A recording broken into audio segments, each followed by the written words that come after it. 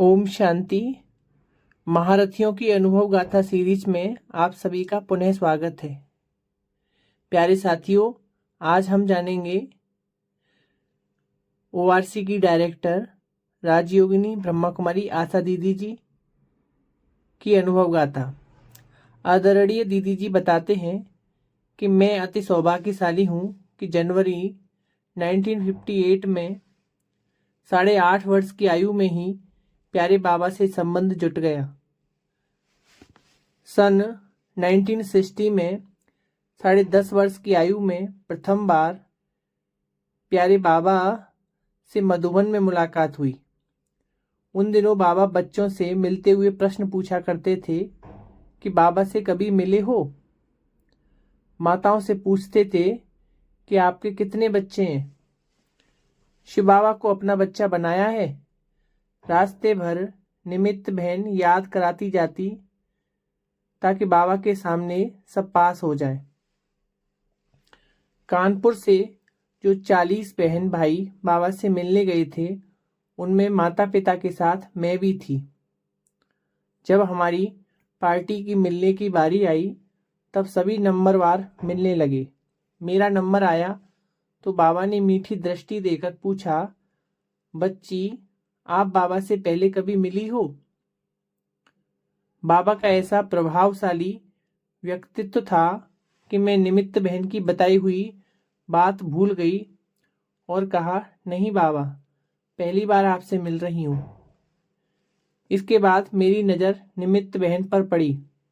उनका सिखाया हुआ पाठ मुझे फट से याद आ गया और मैंने कहा, हाँ बाबा, 5000 वर्ष पहले भी आपसे मिली थी। यह सुनकर बाबा हंसे और मुझे अपनी गोद में समाकर मेरी खूब पीठ थपथपाई और कहा, बच्ची ने सबक अच्छा याद किया है। बचपन में तो इतनी समझ नहीं थी, लेकिन बाबा का यह वाक्य मेरे लिए वरदान सिद्ध हुआ। बाबा के ज्ञान की पढ़ाई मेरा संस्कार बन गया। उस दिन से लेकर आज दिन तक मैंने कभी मुरली मिस नहीं की। बाबा की पढ़ाई ही मेरे इस अलौकिक जीवन का श्वास है। बाबा ने कहा, अच्छा, विद्यार्थी कम से कम 5 बार मुरली पढ़ता है। कुछ वर्षों तक मैं भी 5 बार बाबा की मुरली पढ़ती रही और आज भी 3 बार मुरली जरूर पढ़ती हूँ। इसके बाद भी बाबा से कई बार मुलाकात हुई। हर बार की मुलाकात वरदान सिद्ध हुई। एक बार बेंगलोर में हम 7 कन्याएं मधुबन आईं। बाबा हिस्ट्री हॉल में सबसे मिल रहे थे। मेरा भी नंबर आया। दीदी मनमोहिनी ने बाबा को मेरा परिचय देते हुए कहा कि बाबा, यह बच्ची इंग्लिश में भाषण करती है। बाबा ने कहा, अच्छा। फिर बाबा ने मुझसे पूछा, बच्ची, इंग्लिश में भाषण करोगी? मैंने कहा, जी बाबा, जरूर करूँगी। बाबा ने कहा, बच्ची, किस टॉपिक पर करोगी? मैंने कहा, बाबा, जिस पर आप कहेंगे। बाबा ने कहा, बच्ची, वर्ल्ड पीस पर भाषण करना। बाबा भी आएगा। इसके बाद जब हिस्ट्री हॉल से बाहर निकलकर आई तो मुझे होश आया कि यह मैंने क्या कहा। मुझे भाषण करना है पीस वर्ड पर, वो भी बाबा के सामने।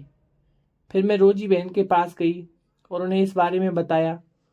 उन्होंने कहा कि आपने बाबा को बोल दिया है तो अभी करना ही पड़ेगा। मैंने टॉपिक तैयार किया और शाम को हिस्ट्री हॉल में बाबा की संदली पर भाषण करने बैठ गई। अंदर से बहुत खुश थी कि बाबा नहीं आए, क्योंकि बाबा के सामने भाषण करने की हिम्मत नहीं थी। ईसु दादी किस समय उठी और बाबा को ले आई, मुझे पता ही नहीं चला। मैं भाषण करके संदली से नीचे उतरकर आराम से बैठ गई। जैसे ही मैं बैठी तो मुंबई की नलनी बहन ने मुझसे कहा कि तुम्हें पता है, बाबा ने तुम्हारा सारा भाषण सुना है। मैंने पूछा, कहाँ से? बाबा दिखाई तो नहीं दिए। उन्होंने कहा, बाबा ने हिस्ट्री हॉल की पहली खिड़की के पीछे खड़े होकर तुम्हारा भाषण सुना है। फिर बाबा अंदर आए और मुझे बहुत शाबाशी दी। उस दिन बाबा ने सारी मुरली वर्ल्ड पीस के ऊपर चलाई और मेरा नाम रख दिया इंग्लिश वाली। सन 1968 में मधुबन में बाबा से मेरी आखिरी मुलाकात हुई। उन दिनों सभी के कमरों में धूपवास हुआ करता था। शुरुआत बाबा के कमरे से होती थी। एक दिन मैं मेरठ की संतोष बहन और मेरी छोटी बहन नीरा, हम दोनों को सिस्टर्स को जोड़ा बोलते थे, हम तीनों बाबा के कमरे में धूपवास और गुड नाइट करने गए। बाबा रोज शक्तिशाली दृष्टि देते हुए गले लगाकर मिलते थे। उस दिन बाबा ने मुझे शक्तिशाली दृष्टि देते हुए कहा, बच्ची सदा याद रखना, जैसा कर्म मैं करूंगी मुझे देखकर और करेंगे। आज मैं बाबा के उन वरदानों का प्रैक्टिकल में अनुभव कर रही हूँ। बाबा ने ऐसे सेवा के चांस दिए जहाँ बाबा के वरदान सदा स्मृति में रहे हैं और सिद्ध भी हुए हैं। सन 1969 में मधुबन में कॉलेज में पढ़ी हुई कन्याओं की पहली ट्रेनिंग हुई।